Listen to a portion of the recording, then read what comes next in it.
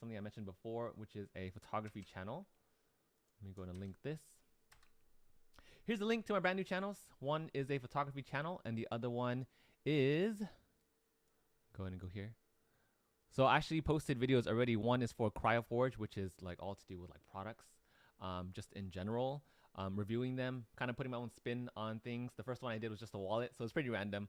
But yeah, if you want to join that, feel free. I'll leave it here. It's called CryoForge.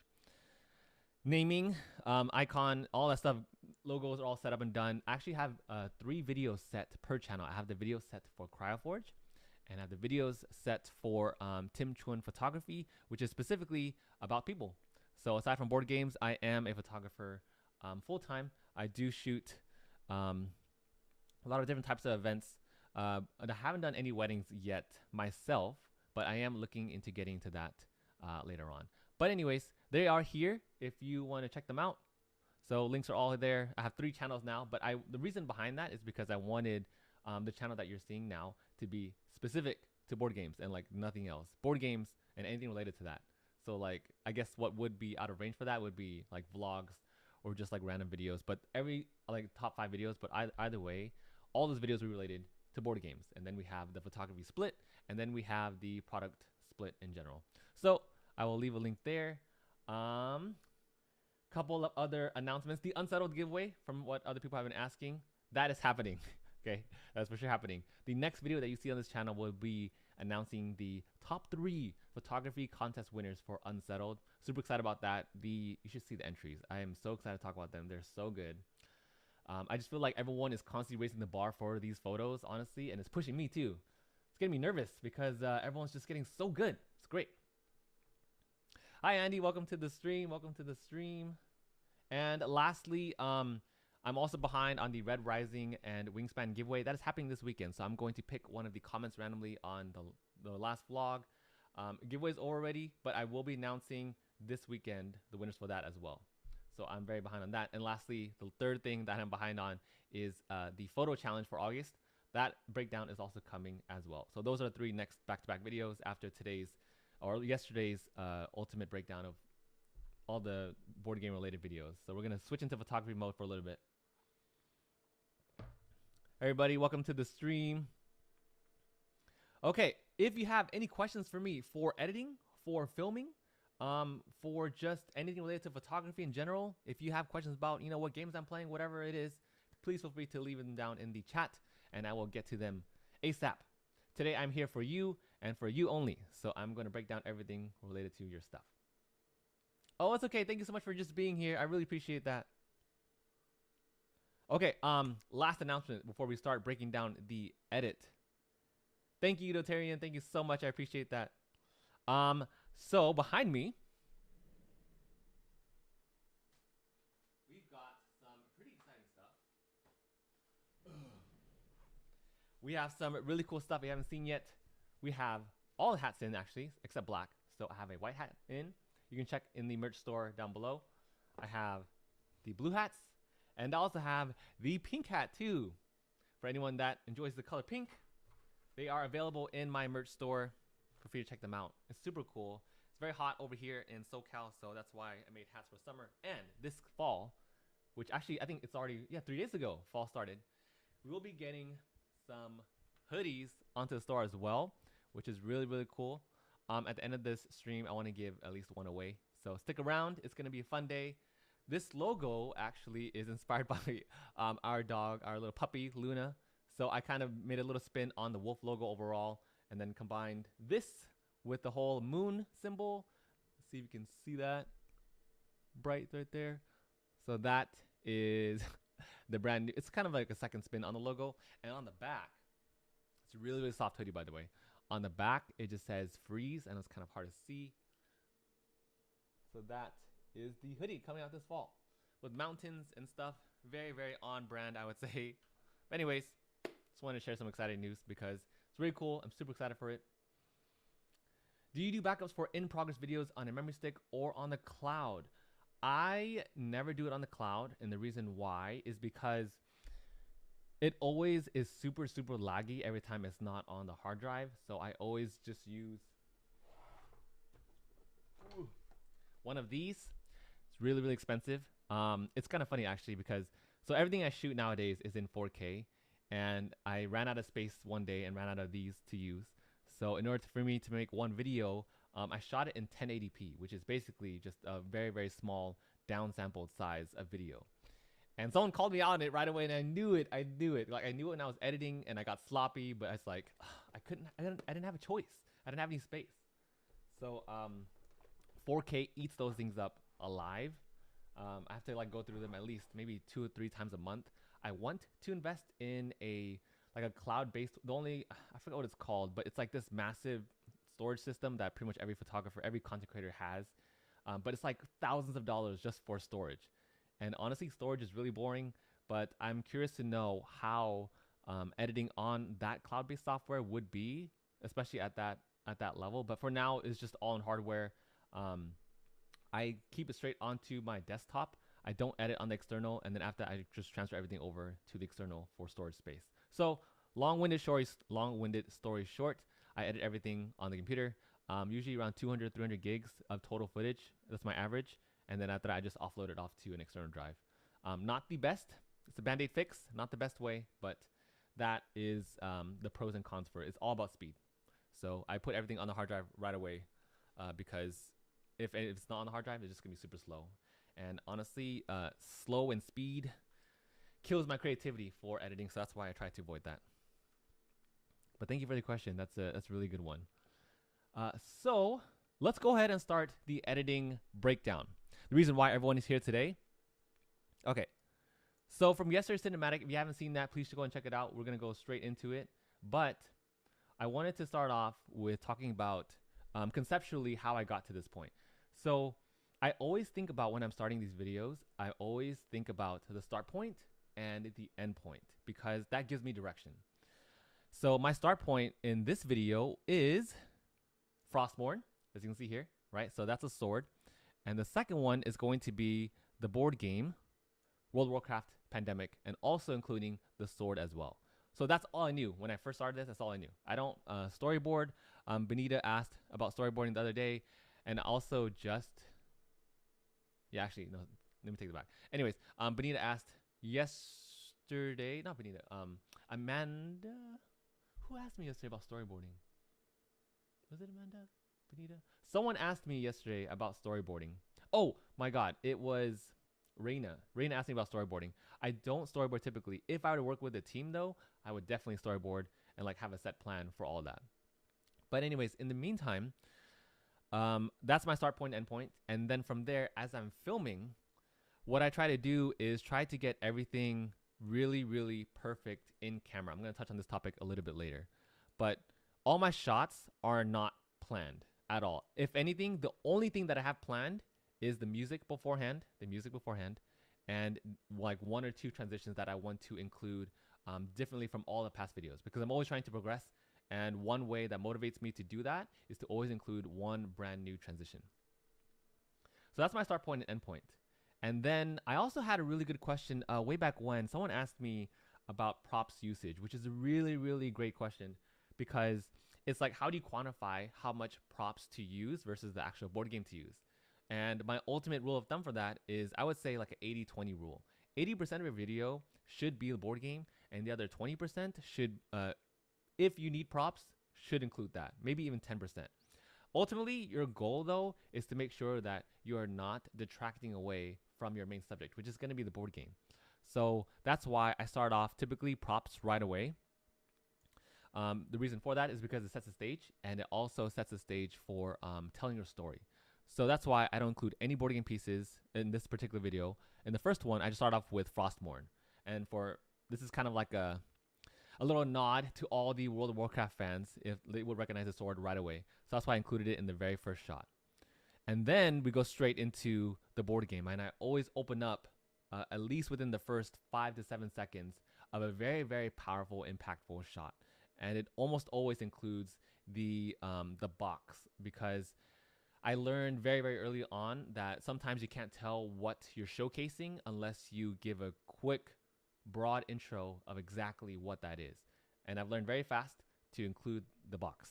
So as soon as people see the box, then people are like, no, the people will know like, okay, this is a board game. And especially if you see like, the main board on the table, then stage is set, and then you can keep moving on with your story. Oh, thank you. I bought that replica I bought the replica just for this video, so it was a bit extra. It's very expensive though, but it was worth it. So I needed to have this here. I also wanted like the armor and all the cosplay stuff, but it would have costed more than actually making the commercial. So unfortunately, I only had to have Frostborn for this one. Okay, so that's in terms of props usage. Another one that, this is a really good one. So one point that I wanted to go over today is music choice. This one often is overlooked really, really quickly. And I know it can sound cliche about thinking about, oh, your music choice is everything, but it's so, so important. I can't emphasize that enough. So when I'm choosing music choices, like for this one, in order for me to find this particular track, I went through like 400 songs, just kind of just skipping until I find something that will work. And my biggest tip for this is you always want to pick a song that isn't too like epic. For example, if you're choosing a Lords of the Ring-ish type song where you have like that epic army buildup, where you have like really strong chorus and drums and all this crazy instrumentals going on, and then you proceed to use that song and you match it with just clips that are just cut without any fancy transitions or like things that just don't hit the beat as well, it becomes a double-edged sword. So it's not as impactful as you would want it to be. So if you're like covering a game with a scale like this, you want to be really careful with the the level of epicness that you're choosing. For example, if I was covering like Everdell, then I wouldn't choose something with crazy epic music, right? Because that's more of a nature themed, it's more peaceful, and it's just more relaxed overall. So the tonality of that really affects the music. And I feel like the reason why I mentioned that it's double-edged sword is because if you use epic music paired with a game that doesn't match it, then it's more of a turnoff versus inspirational, like gets your heart beating type thing. So that's my little rant about that. For this one, it's actually pretty laid back. If you listen to the music, let me see if you can hear this.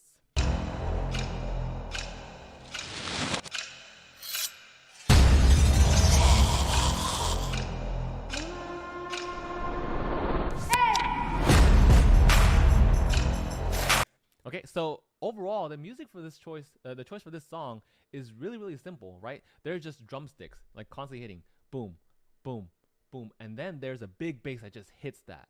And so that's what I'm looking for when I'm choosing songs.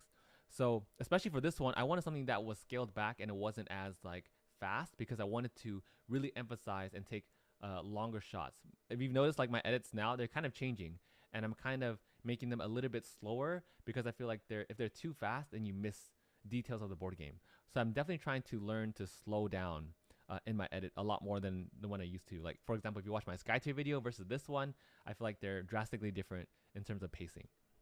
And I feel like that's the direction I'm going leaning forward. So that is with music choice and epic music choice.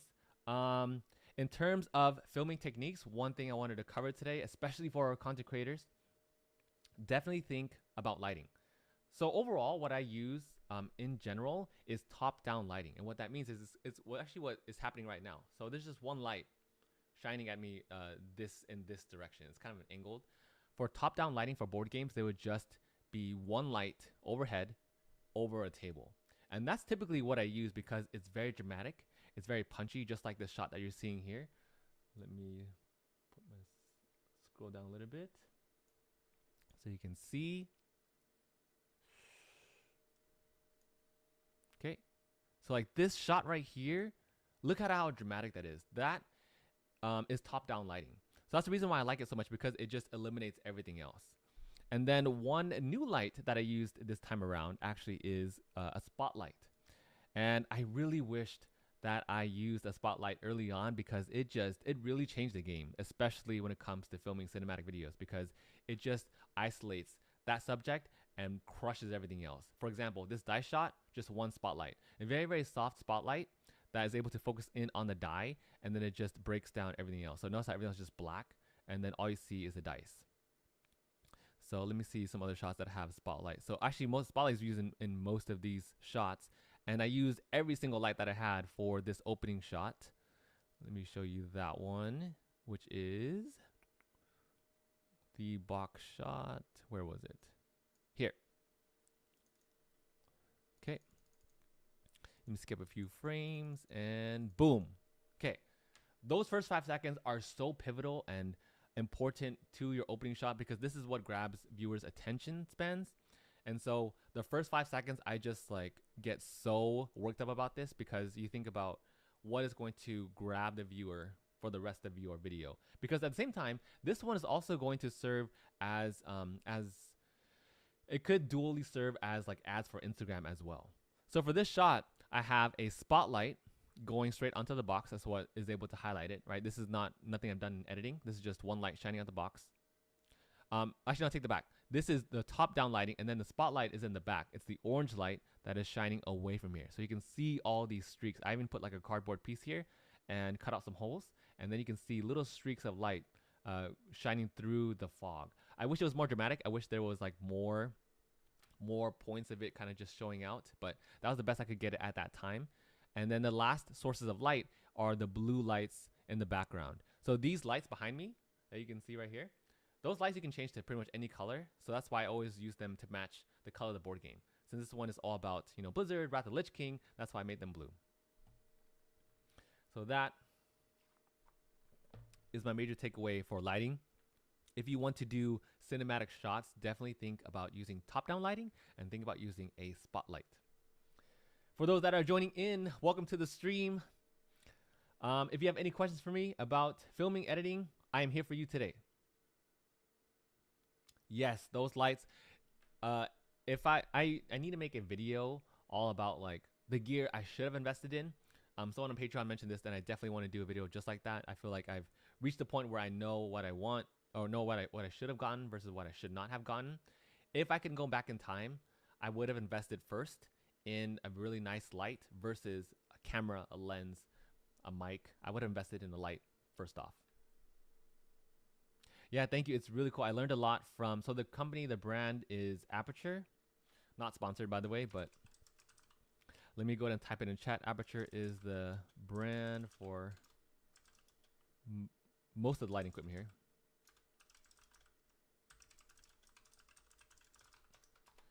So Aperture, I would say, is like my main source of light for everything, followed by GVM second.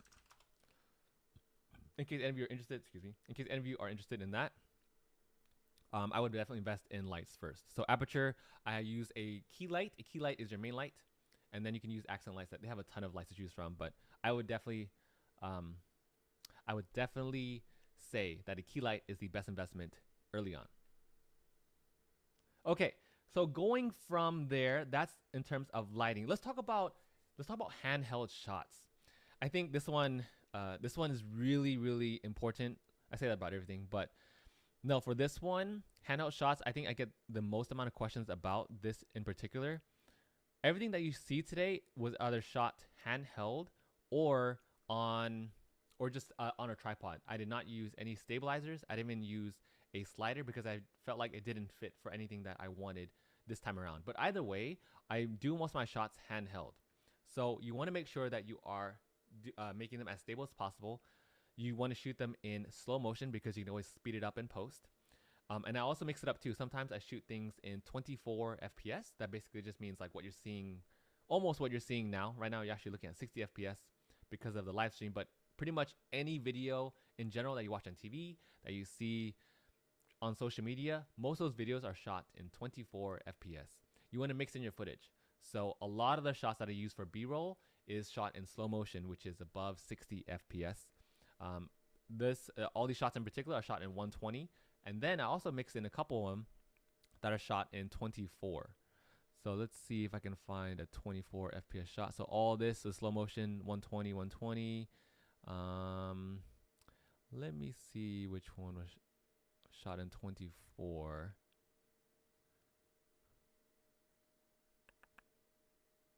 Was it the die? Nope, 20. Actually, maybe I didn't mix in any. If I did mix, I don't I remember shooting in 24, but I might not have used any of those shots. I think this one, if you see shots where like my hand is in it and they're like moving things around, usually those are shot in 24. But either way, 120 is the way to go because you can always speed it up in post. You can't do it the other way around. You can't shoot things fast and then slow it down. It looks worse. So better to shoot things slow and then speed it up later on. Just the rule of thumb. So that's in terms of how fast you should be shooting your footage when you're doing cinematics like this.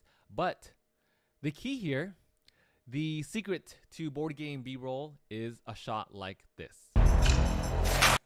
Those 3 shots back to back, okay? So what do you notice about these 3 shots here? Let me go back real quick.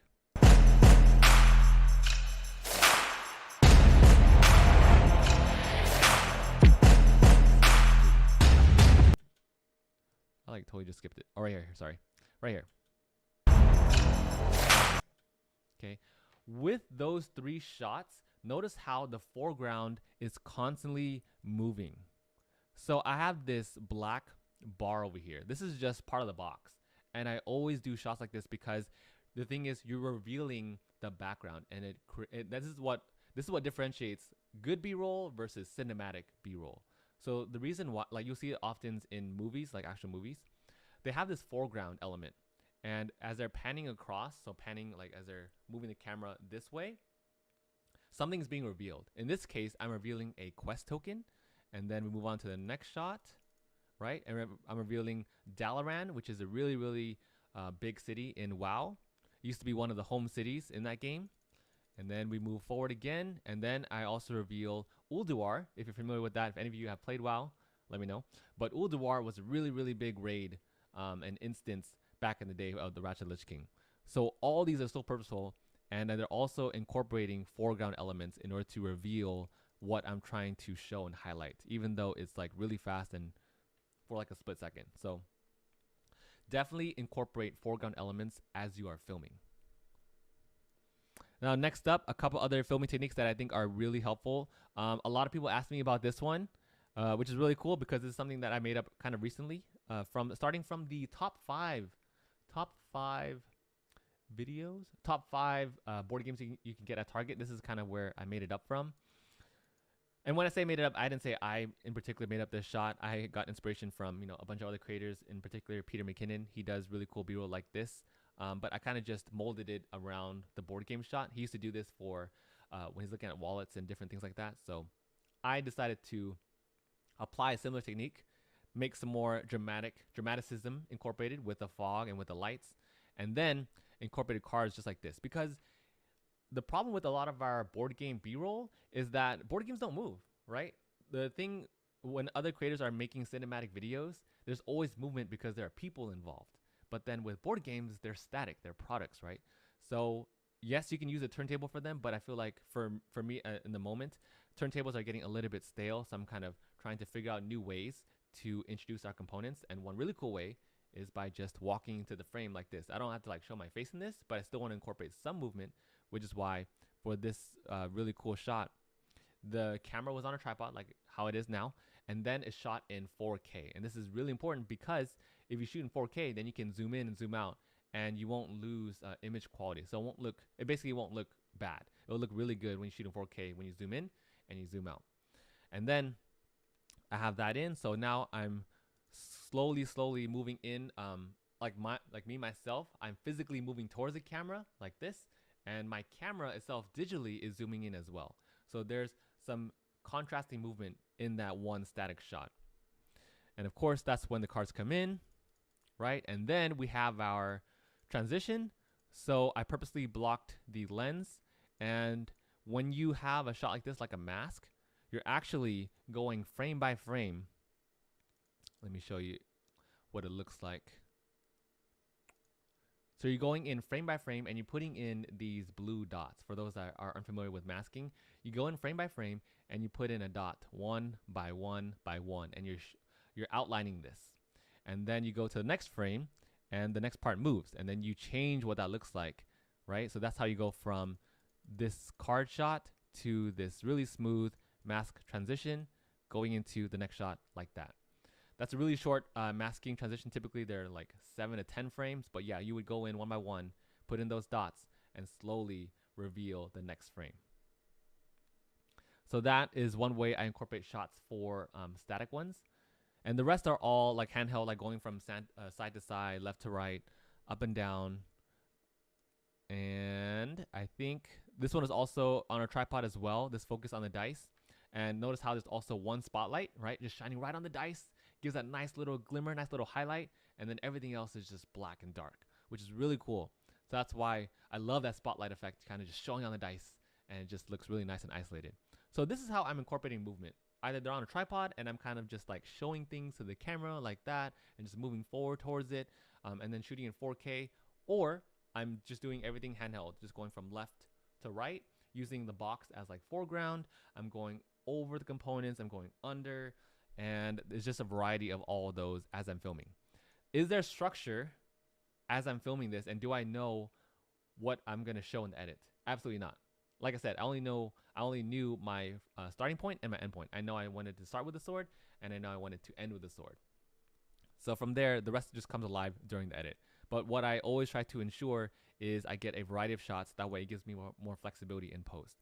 So notice how the dice shot was like really close, and I have this one over here, the card one, again, really close. And then you also have some zoomed out shots, right? So shots that are further out, zoomed further away, showing the scale of the board, showing the scale of the miniatures in relation to the cards. There's just a lot of these factors that are going in. But am I doing okay so far? You guys have any questions? Let me know. Am I going too fast? Do I need to break things down? Can you hear me? Hopefully everyone can hear me. That would be really bad because I know I kept going on the first stream and no one could hear me at all. It's like, shoot. Hopefully the audio's okay. Let me know if the audio's okay down in the comments. Make sure everything's fine. Okay.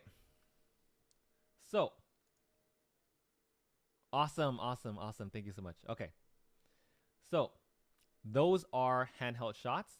Static shots shot in 4K. This is the major takeaway. If for everyone listening in right now, the one point I wanted to drive home today that is going to seriously change the way you film and the way you edit, the way you make videos, is the rule of thumb is to make sure that you film everything as best as you can in camera. The impact of that one thought changed pretty much everything for me from that point on, because I realized that as you're filming, you kind of get, like me too, you kind of get lazy and you kind of like, okay, this is fine, this will be okay, and I can just deal with it during the edit. I can just deal with it during post. But that is what makes bad footage. You have to make sure that every single shot that you get is the best that you can possibly do. For example, for this one, I thought about just not even having the lights in the beginning. I actually shot these shots, shot this particular clip early on without lights, and I just had one top-down light. So it's just a flat board. And you know what? It's so one-dimensional, right? So that's why I incorporated the lights in the background, and then I moved the light a little bit away towards the characters, because eventually the camera is going to move in another shot. Let me see, we can go backwards. The camera's going to move towards the right side, right? So because the camera's moving here towards the right, that's why I have my lighting over here, because I feel like that perspective, it leans you towards looking towards something else to scan towards. What would have been better though, and what I hate myself for doing, is that I always want to go back and fix everything, because ultimately I should have put a spotlight here on Jaina and here on Thrall. So that's like the downside of me looking over my footage again and again. I always realize the things that I could have done better, and it sucks because it just kills me inside. But just food for thought, okay? So always do your best to make sure that the shot that you're getting is the best that it can possibly be. For example, let me make sure I can show this one. Without any of the snow effects, did any of you think that the snow was real? Because some people thought the snow was real, and I felt like that's a great thing, because that's the whole point. But without any kind of edit, if I turn all these off, let me see if I can turn off the color grade to here. This is what the footage looks like, right?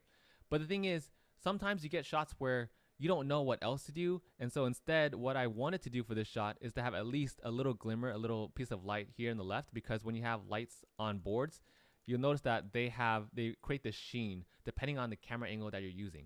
So if I were to shoot it flat overhead like this, it would look very, very boring. It's a top-down shot, and I feel like that's the most common shot in the board game video world.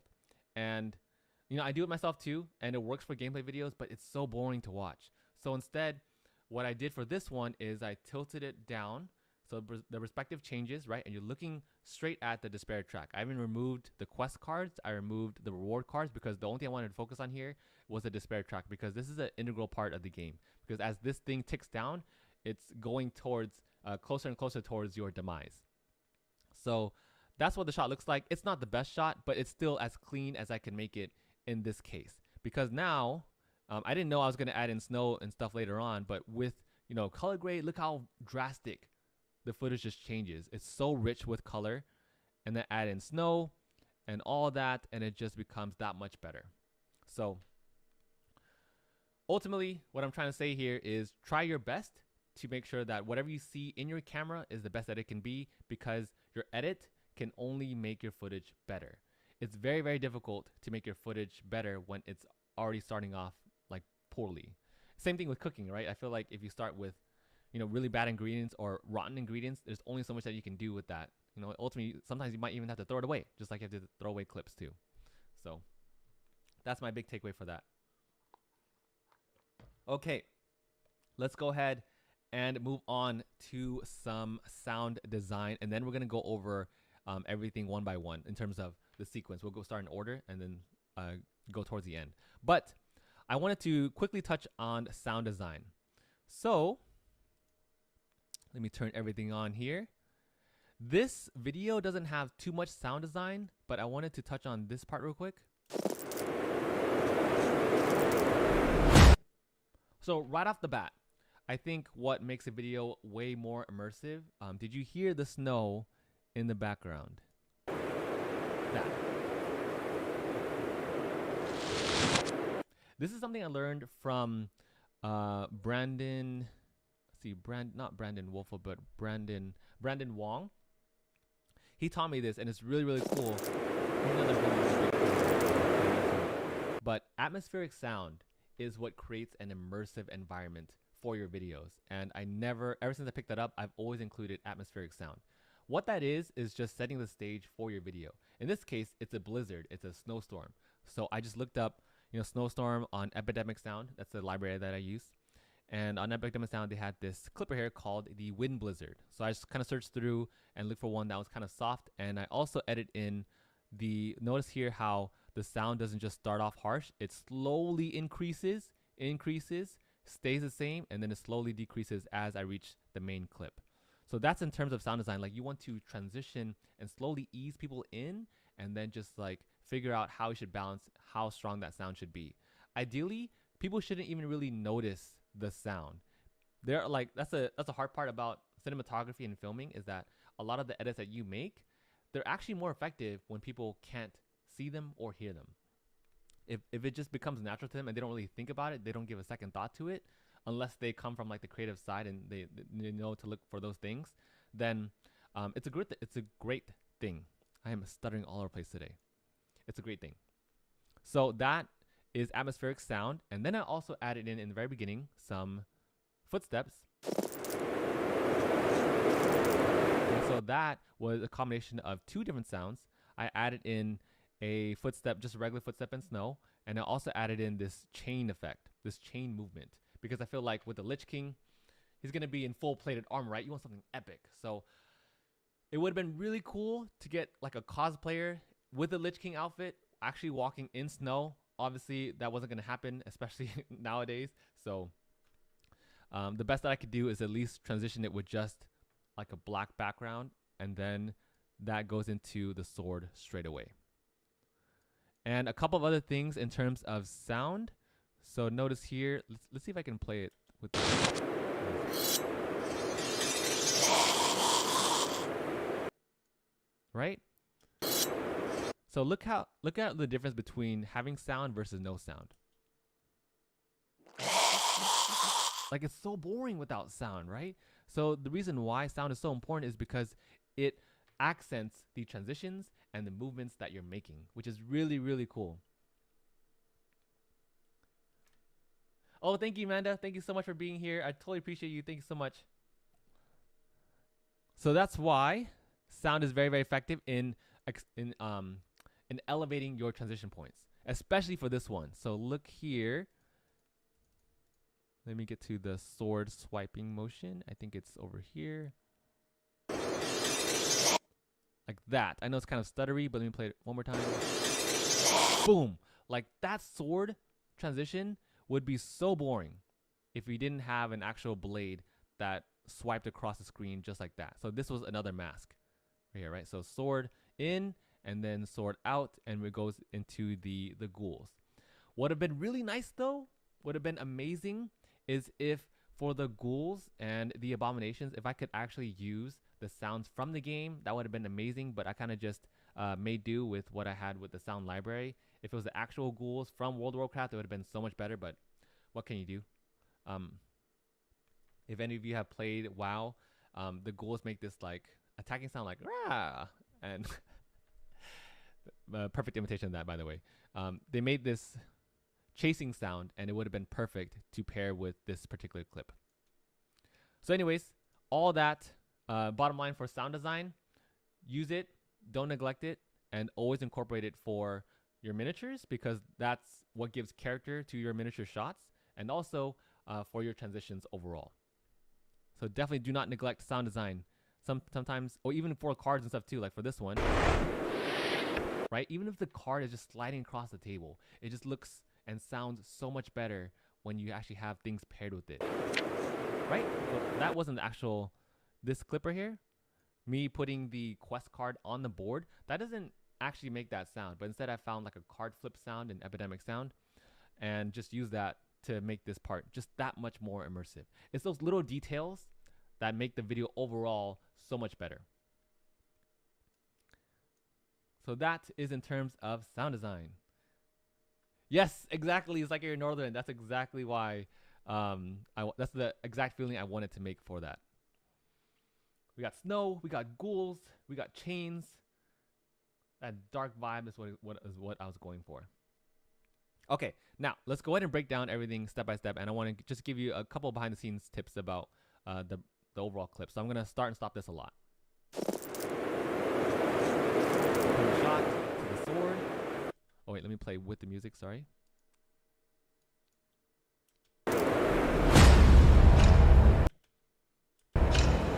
Okay, right there. I used this very technique, I think, in 2 other videos. I used something similar in Valor and Villainy, Ludwig's Labyrinth, that cinematic, and also with Unsettled recently. And I have been loving this technique because I feel like it looks so cool. It's so visually interesting because there are a lot of layers going on. First off, there is a fog machine that I kind of just blow up my room with, right? So that fog machine is there. And I only use fog for games of that scale because I feel like if I use it too much, especially for games that don't match, it would diminish the quality of it. But for games like this, I always try to include it because it just looks so much better. And notice how the spotlight, you can see all the textures of the spotlight here too. You won't get that texture without fog. So that's why I include fog for these really, really big scale cinematic videos. And then, excuse me. And then from there, let's see what else. Oh, and then the lights go on. So what's really cool about these LED lights behind me is that when they turn on, I'm actually glad that they don't turn on like right away. There actually is this delay, and it looks so much cooler. So they start off with this white light. Let me see here. Right, so this is how it looks like when it's off, and then as soon as they turn on, you get a quick little rainbow effect, and then it goes into white, and then it goes into the color that you are trying to get. So blue is what I wanted, and that effect paired with fog, paired with that Halloween smoke, looks so freaking good. So that's why I wanted to incorporate this as a quick attention grabber. And the spotlight, again, like I mentioned earlier in the stream, it's new. So that's why I use that in the background, and it also creates these nice streaks over here. We have top-down lights in the front, and that is my opening shot. So we have the board game. Reason why is because it establishes what this video is about, especially if the company, in this case Z-Man Games or Blizzard or whoever ends up using this cinematic.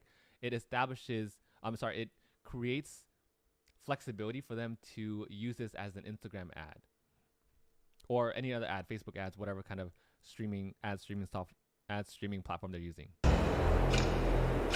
Okay, and then we have a sword and that blurred effect. So this is really a really cool technique that you can use as well. So for this one, you have focus on one subject and you have something behind the subject that is out of focus. You probably seen this a lot, but then they go from out of focus and you go to in focus. It's called rack focus. That type of shot is called the rack focusing shot.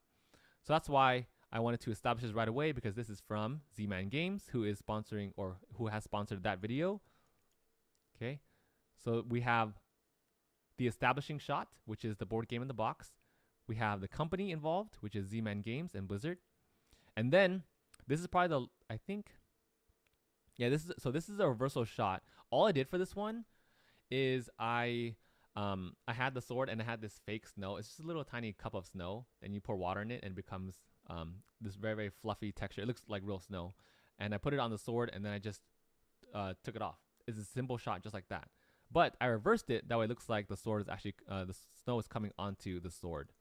I just thought it looked cool, and I wanted to reveal Arthas's sword a little bit more, because I know I kind of just hinted at it in the beginning, right? I have the blade, the hilt of the sword here, and I have the blade over here, and then this I feel like would tie it together, showing all the letters for Frostmourne.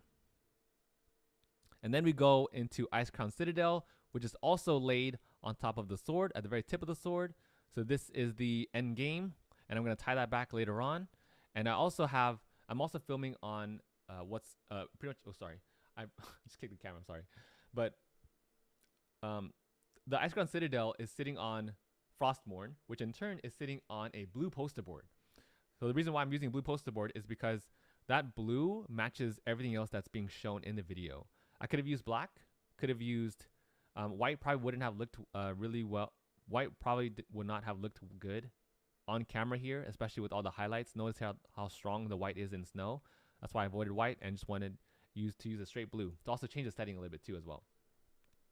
Okay, so we have Icecrown Citadel, and we are moving straight into the abominations. Now this shot actually was very, very tricky to do, this edit. So as I'm going from Icecrown Citadel to the abominations like that, it required a ton of masking effects. And this is really, okay, so if you are starting into editing, I highly, highly recommend that you go and look up masking. Masking will change your life, I swear to you. So this mask right here, I saw this on a travel film where they, on a couple of different travel films where basically, like Sam Cole, there are a lot of really big travel vloggers, travel cinematographers. They'll have a shot where they zoom in on a mountain, and then as they're zooming out, there'll be someone on the cliffside. So that's where I drove my inspiration for this from. So that's why I have Icecrown Citadel as my mountain. And then I have the abominations coming in as it's zooming out. All this is shot again in 4K, that way you don't lose image quality. And then I just thought it looked really interesting, and it provided a nice hook for bringing in the components. And from there, they just slowly melt away the background and reveals where the abominations are. So that's the power of having a masking transition. If you're starting in editing, if you are already an editor, but you're not familiar with this, please look up masking, because masking will change the game for you. Trust me. Ever since I learned about masking, I never stopped. So that mask is revealing the abominations. Let me play it a little bit longer.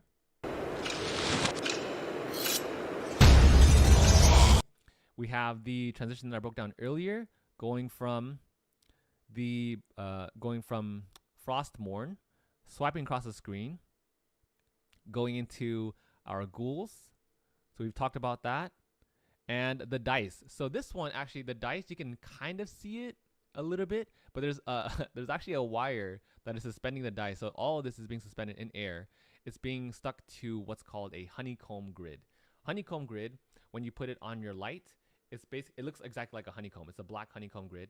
And when you attach it to your light, it allows the light to just focus and center in, kind of like narrow like this. So the light will like funnel down this way. So that's what I'm using to hang the wire to, and I'm also using tape. So wire, tape on the on the die, and this in turn is being stuck to an overhead light. And then this light over here actually is just a light stick, a light stick, a blue light stick. So I'm using blue light stick to cover up as much as I can and to also have visual interest, because the next shot is a transition to, boom, the cards. Okay, so we have this die into the cards. And then of course this was filmed on a tripod, that way I can zoom in. And then we go into the skirt track. So now we're getting into like the meat and potatoes of the video. Now we're showcasing all of the components. And actually what I do for a majority of my cinematics, I don't know if you've noticed, but I actually start off with the setup and it slowly goes into gameplay. So that's my story, and that's how I have direction for filming. And that's how, I guess if I were to storyboard, it would be that. It always starts off with the setup of the board, the board game box, into the setup, into gameplay, which is how we would play the board game anyway.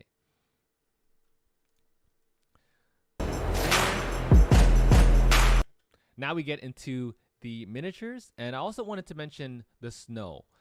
So the snow, actually I used a ton of different snow effects, and what was really difficult is when you're using snow, when you're using it's called an overlay. So the overlay is just stock footage. So if actually were to put this normal, this is what it looks like, right? This is not real snow. This is just footage that you can just find on a library. Specifically, I'm using story blocks. So when I take that clip, all I'm doing here is going to the blend mode and I'm setting it to screen. But there's a little more involvement in that. Most people, or a lot of people that I've seen so far that have used stock footage, myself included, by the way, I'm harking myself as well. When you're looking at clips like this in stock footage and you're utilizing it, most people would just stop right there. But the secret technique to that, what makes it much, much better, is to color it so it's the same as your footage. So I'm also putting this, let me see here if I can find one.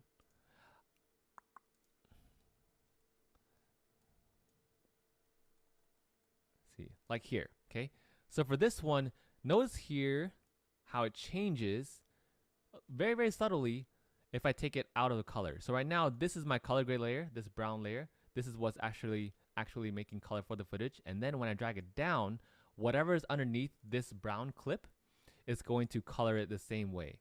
So that's why I made the snow blue to also match the atmosphere of the blue as well. Because if you think about it, the lights in the background are blue. It's going to make everything else blue. So why would the snow be white? Especially it being snow, it's going to reflect the same color. Hi, friends. Thank you so much for being here. I really appreciate that. And I cannot wait. You all, if you all have not heard about Steam Up, please sign up for the Kickstarter because it's going to be so much fun. You're going to love the game. Trust me. We were excited to show you some footage from that very, very soon, starting next month. So definitely check out their Kickstarter. Let me go ahead and link their Kickstarter here so you can see. There's a quick little intermission. But yeah, as that's loading, so that's for the snow background layer, and I'm doing that multiple times. So I'm basically coloring the stock footage. And also one other thing I want to mention for snow is that when you are moving around for snow, like, let's see, let me get to that. Let's play it through. Oh, here we are. We've actually landed right on it. Here. Okay. So this is another mask.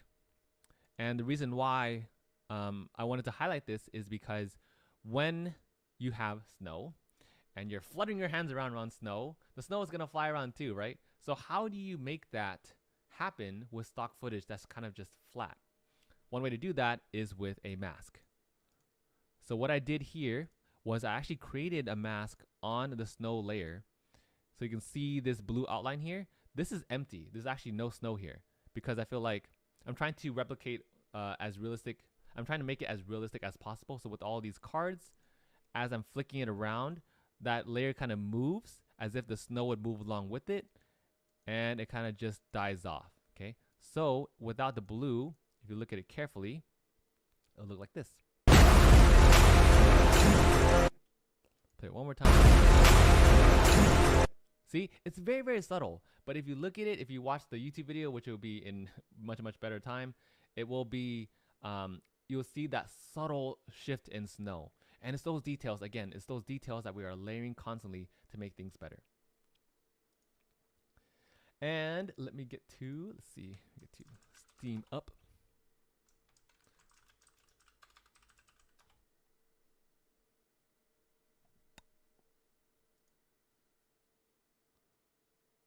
I'm going to link them right here. This is the game I'm talking about that will be coming up next month. This is the Board Game Geek, but you can definitely find links straight to them. Thank you, Judy. Thank you so much for being here. Appreciate you. Thanks for dropping by. And for anyone else that is joining the second half of the stream, if you have any questions about filming as I'm going over this editing breakdown, please let me know down in the comments below, whether it's camera gear, lighting, sound. We've talked about this stuff, but I can definitely go over it again. I'm here for you today, so just let me know. Okay, so that is the snow layer, and I want to go back. Let's go ahead and watch this a little bit through, and I'll stop talking. So stuttery.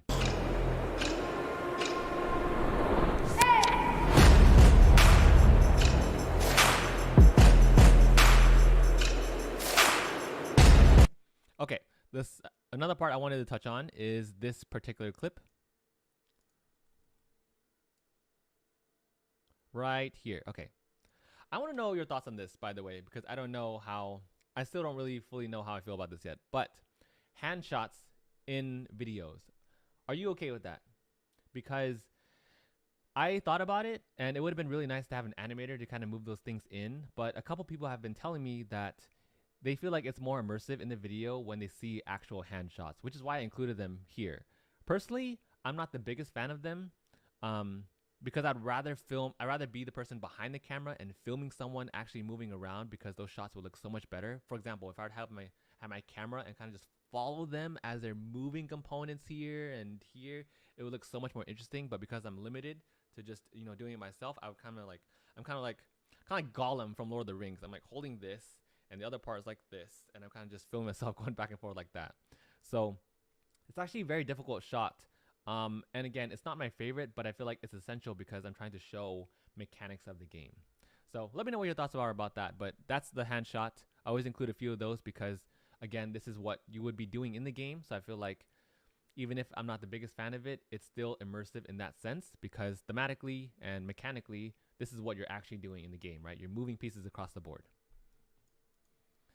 And then we have the card shot that I showed earlier. So this is a great transition tool as well. Take that and just cover the whole lens completely.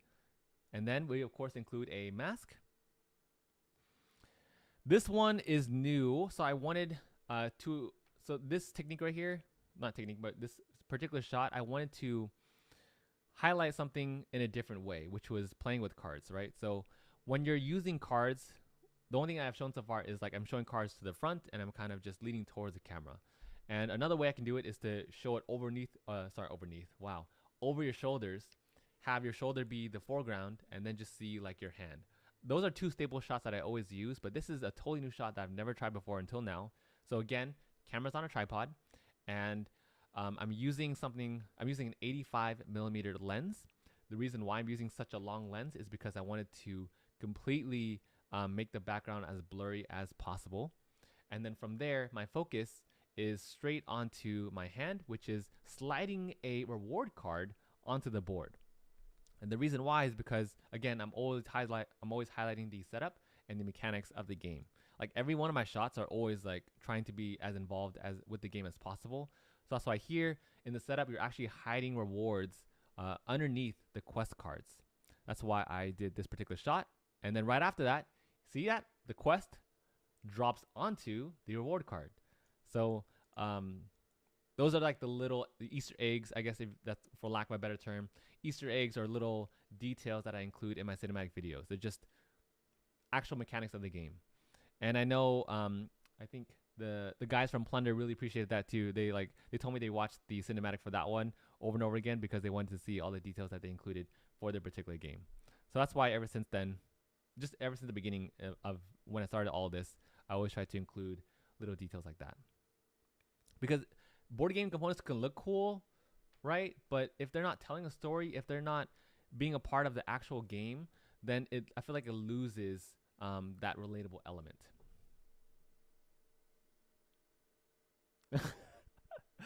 Thank you so much. I appreciate that. I'm like losing my voice here and stuttering nonstop because A, it's like super hot, and B, I'm just super excited to talk about all this. Okay, so from there, we have the closure of the quest card onto the reward. Let me play it out a little bit more.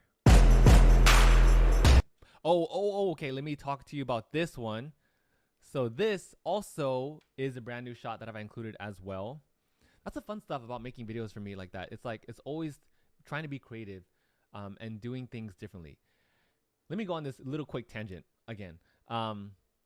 When you're making videos like this, for all of our board game content creators out here, we have a very big limitation, and that is one board, one table. I've always talked about this, but when we're making these videos, we have one table. We can't put our board games really anywhere else, right? We just have a table to put them on because that's how they're being played.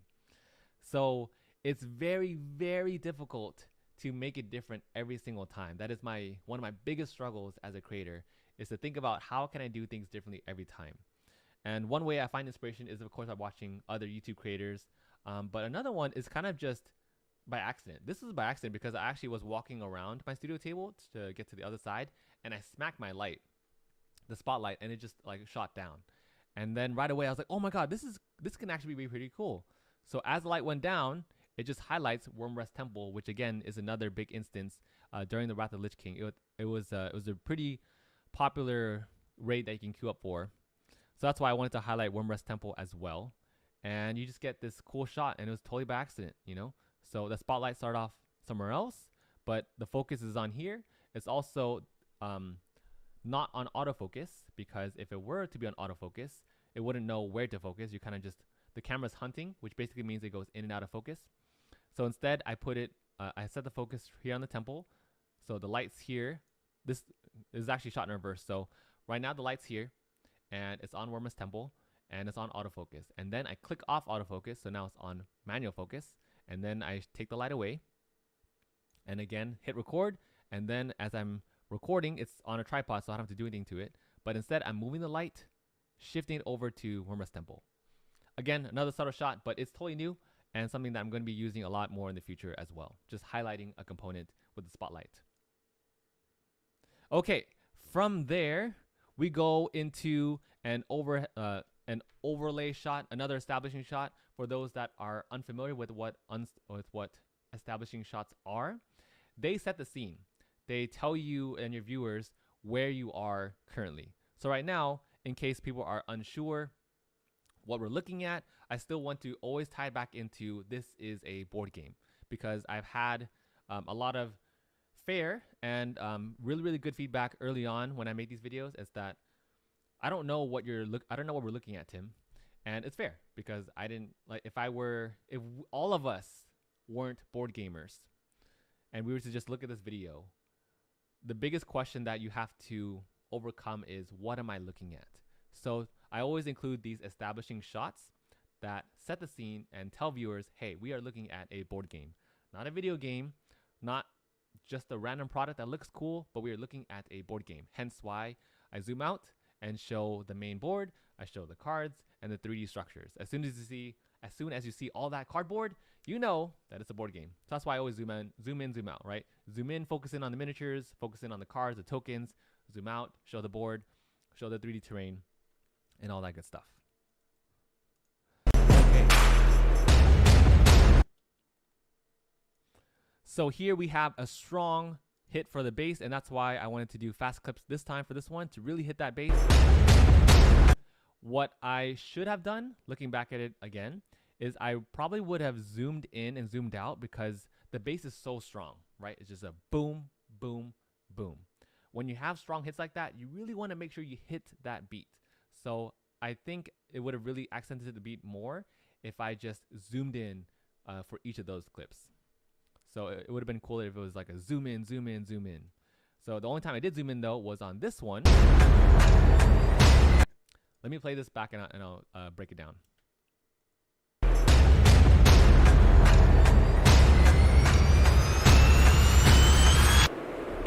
Okay, I think if I were to have one strength in making board game cinematics, it would be this, and that is trying to figure out the movement that matches the sound. I feel like that's such a key quality to look for when making these videos, is that you really want to make sure that the sound that you're playing is matching the movement in your edit.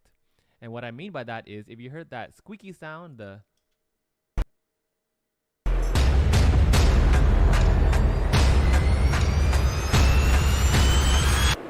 right, you hear that right, and it just like goes up and then it just stops.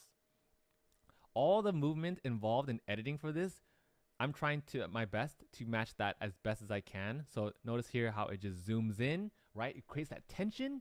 You're increasing the amplification of those emotions, right? So you're zooming in, it's getting more and more tense.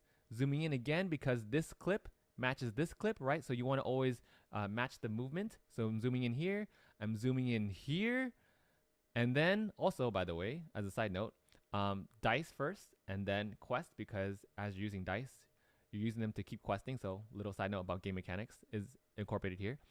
And then we get to the Lich King, which is at first tilted sideways because I want to create that break, because now you're facing the final boss, right? So you're creating that break, and as that part stops, that E stops.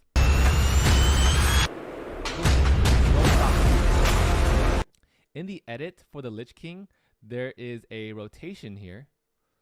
There's a rotation involved. You look at all of these keyframes here. So keyframes are starting and stopping points for different animations in editing.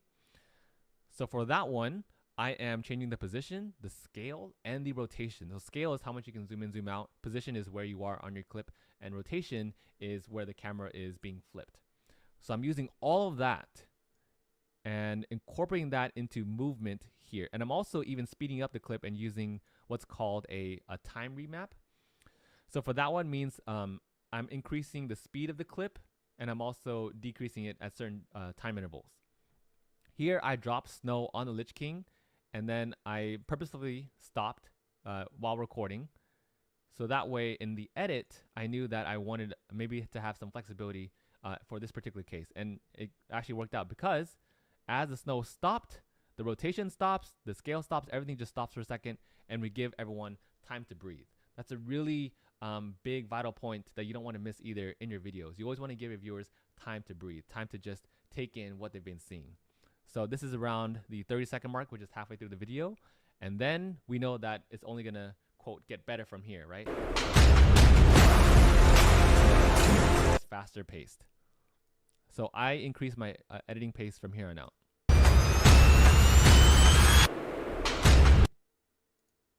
Let me play one more time.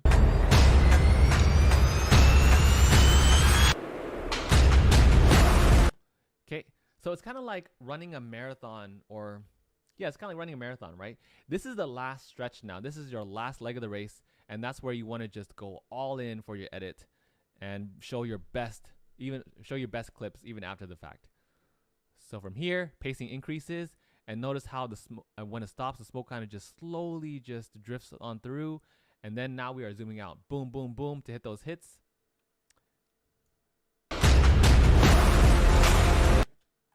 This transition, I wanted something nice and fancy. So this again was another mask. Like notice here, if I just stopped at one frame, you can see my hand kind of just protruding out, and then it just slowly, not slowly, but quickly just zooms out, right? So that there's that mask. Let me play it through so you can see the little points. I think it's this one. There we go. So this is how it starts off. There. Let me get into the mask. And it just expands, right? So that's how I'm making that transition into rack focus, because there's actually something called a Gaussian blur. Gaussian blur is an effect that you can just look up in Premiere Pro, and you just drag and drop onto your clip. I dragged it onto here, so that's why I made this blurry, because as you're zooming in, I'm kind of mimicking the camera in that when you zoom in on a camera, there's sometimes a quick moment where they're unable to focus, they're hunting. And as you zoom out, boom, gets back into focus. That is the effect of a Gaussian blur. So from there, opening up the mask, going into the card, and then showing the backside as well. So we have a very quick overview of what the cards look like, all the different colors, and then we zoom, split to the other side, and we have the snow being pushed aside. And now we get into kind of like, notice how the colors kind of changed too. I wanted the colors to be more like a darker blue in this case. I also thought about this too, which is to make even half the cinematic black and white, and then when it hits that beat, just change colors, just changes that way. There's colors completely, but it was an idea that I didn't want to go with because if it was my own video and it wasn't sponsored, I probably would have done that just to be, just to try to be creative. But because it was for a client, you want to make sure that you're highlighting the components as much as possible within a time frame. So I felt like being black and white wouldn't have suited this project in particular pretty well. Okay, so we're going from when this beat hits 2, the snow also is falling faster. So there are little details like that I include as well to hit the beat. You don't always have to cut on beat. I think that's what a lot of people do as well. Is like the first time you edit a video, it's great to. Oh, don't worry, I will do plenty of them later on, and I'm trying to do them at later times because Chris89 says he's doing at work right now. But thank you for joining, even though you're at work. I appreciate that though. Hopefully you don't get in trouble. But I'm gonna do live streams at different times just to hopefully get people at different parts of the globe involved as well. But anyways, back to this editing clip. So like I said, when you're editing video, you don't always have to hit a beat with a cut. You can always, what I always do in the very beginning is I cut to the beat just like as a base beat. So basically when it hits, boom, cut. And then I go back and then I stop doing that as often and I try to find other ways to hit the beat. In this particular case, it's with the snow falling a lot faster right when the bass hits. Boom. Just like that. Oh, no audio? Did I just smack my audio out of frame? Let me see and fix that. Can anyone else hear any audio, or did it just cut off on me out of nowhere again? It looks like the audio is okay. Yeah, it might be something else. You might want to try to exit out of the YouTube live ad and try again. That might fix it. But sorry, to finally finish up this editing point here. You don't always have to, you can start off cutting on beat, and then when you go back, you can find other ways to hit the beat. So for this one, for instance, the snow just like travels a lot faster right when the bass hits. Let me play it one more time. See? And the snowstorm just like starts snowing down really hard. I like can't find my words today. Okay.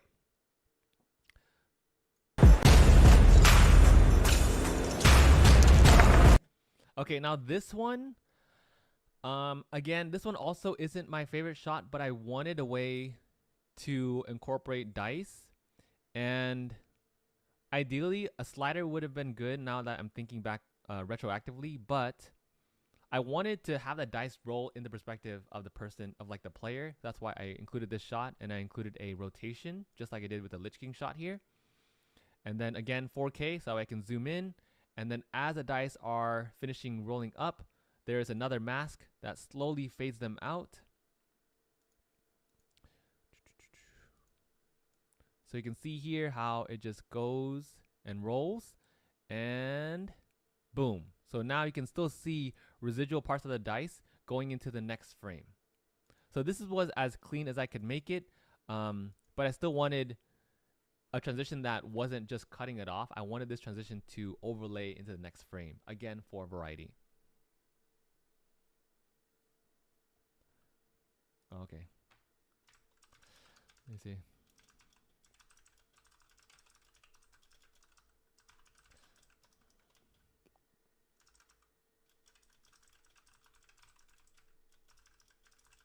Hopefully,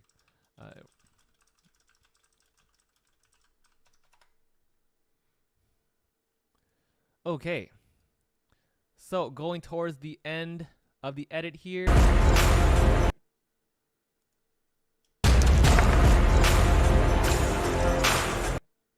So this one also is similar. Remember that shot that I had with just the quest card or the reward card where it's like a flat plane and my hand is just going like this? This is a similar shot where, again, I'm using the 85mm, so that's why the background is very, very blurry. And then the card is in focus and it just slowly drops onto the discard pile. So here is a stronghold card. Again, another one, another component that I wanted to highlight for one quick second. And then more mechanics being shown. So this is similar to that mountain shot that I was talking about earlier, where you're zooming in on the mountain and that's in focus, and then as you're zooming out, something else appears. The first time it was with the abomination. This time it's with Bam. So this is with Tyrion, who is one of the characters that you can choose from in the game. So I just quickly zoom in on the fight card, and then Bam switches into Tyrion. So notice here how for this shot, I think this one actually took me the longest to make because of how many masks there were. Yeah, actually, I would say this is my most difficult part to edit. So if you look here, I think I nested it multiple times. But yeah, see this one clip, the one nested sequence that you saw here in green, this is how much is involved for that one part. So we have the zoom in, zoom out, and then for the masking, I'm making this layer on the miniature to outline him over here for Tyrion. And then you kind of have to adjust it every single time. So I start off with this. Get to here and boom. Right, so here's the mask. Look at all those little points, and then as you're going frame by frame, it gets bigger and bigger and bigger, and you have to keep adjusting, because if you don't, if you look at it, you can kind of see a little bit of feathering that's off here. So this is as best as I could get it, and it happens so fast that I don't think you really notice it. But that's how the transition goes through, and then eventually it just fades out the rest of the background. So that, I would say that's like my favorite transition right now. It's the zoom in, and then as you're zooming out into another clip that shows part of it, and then the rest of the background just fades on the first clip. That's like my favorite transition to use right now. I want to make it cleaner though, going forward. I definitely want to get it as clean as possible. Okay, now from there, so this one actually went back and did this healing effect. It just didn't come to me in the very first time, but after going through the edit again and again and again, watching for like the 100th time, you get more and more ideas. So I kind of just slept on this idea, came back to it, and I realized like, oh, wait a minute. When I revealed this heal card, why not add in an overlay? So like the snow was an overlay. This is also an overlay as well. This is just glimmering light that I found on story blocks. See, so this is how the effect looks like by itself.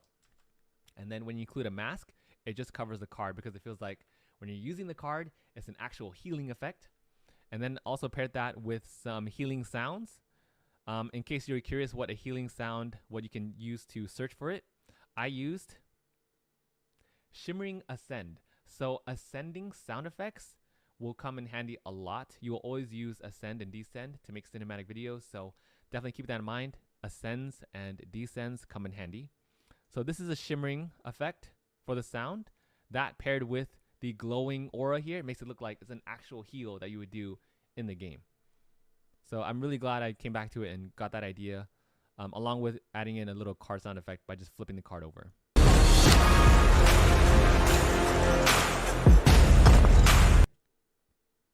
This one is a really easy shot that a lot of you can use. I actually have seen plenty of creators use this shot, but all it is two different clips. The first one Excuse me. The first one is just an empty board. I know this part isn't empty yet, but here. So this part will be an empty board. It's just a tripod shot. So you're just recording it. And then you have a second clip where you don't move the tripod at all. You don't move the camera. And with that one, you add in pieces. So that's when I added in the strongholds to emphasize that real quick. And it's just a quick cut. That's all it is. So this one's really simple. One clip showing just the board, but I also keyed in a position, scale, and rotation. So it just zooms in the footage a little bit, make it a little bit more dynamic versus just a static shot. So you're giving movement into your footage, and then boom, strongholds appear, and also have some sound effects paired with that as well. They're like falling rocks and boulders. Because I feel like that was the closest that I can get to what a stronghold would be, like building a stronghold.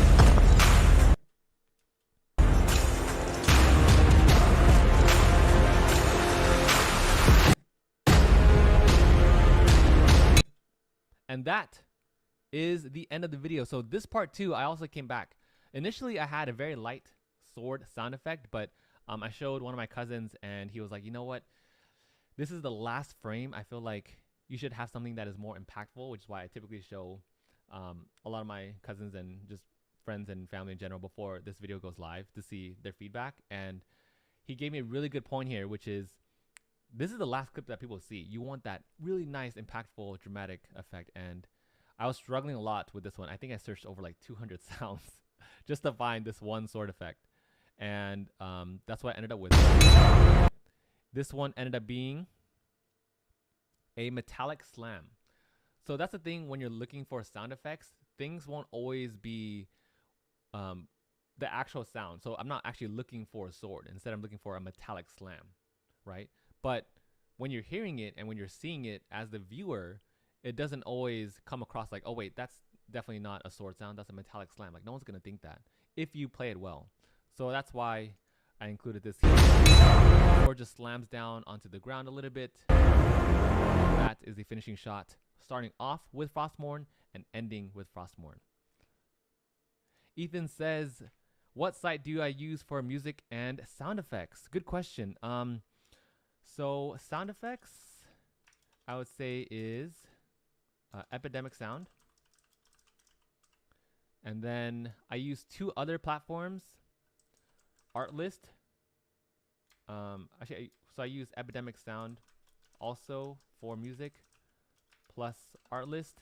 And I would say my favorite go-to for music right now is MusicBed. So I use 3 platforms. It's a lot, but ultimately it's what I use for all my commercial client work. So if you had to choose one, I would definitely go with Epidemic Sound because they do have a music library that's included. And I also feel like they're the cheapest out of the 3. So definitely look at Epidemic Sound for sure. They're also really great when it comes to copyright licensing, because when you put your videos live on YouTube, they often will have copyright strikes if the company or whatever you're using it from doesn't have a streamlined process to it. I think Epidemic Sound has given me the least amount of trouble out of the 3. Okay, so that is the finishing part, and one part that none of you have seen yet because I haven't. This is going to be for Z-Man Games. Okay, I like totally deleted something here. Here we go. Okay. There. So just the finishing logo. I always ask my clients if they want to see a finishing logo at the very end. Typically, most of them do. Z-Man Games wanted to add in this logo later on. So what I did was I just animated in this little frost effect for Wrath of the Lich King, inspired by their own, their other cinematic video as well. And then added in some frost breaking sounds, some ice crunches. And then of course we have the pandemic system along with their logos and copyright information as well.